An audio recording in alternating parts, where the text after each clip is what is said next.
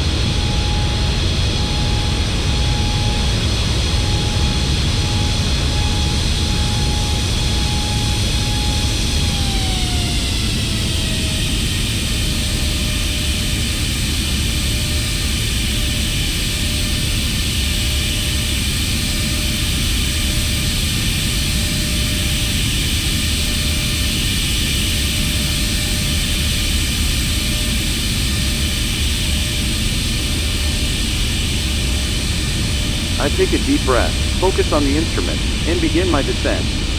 The moment of truth arrives as I touch down on the runway. The aircraft shudders slightly, but I hold steady, making precise adjustments to guide it smoothly to a stop. Recapping this landing, it's clear that the challenges were significant. But with expertise and training, I was able to navigate the crosswind conditions and bring the aircraft in safely. If you've ever experienced a white-knuckle landing or have questions about crosswind landings, share your thoughts in the comments below. And if you're interested in more aviation-related content, be sure to check out my other videos.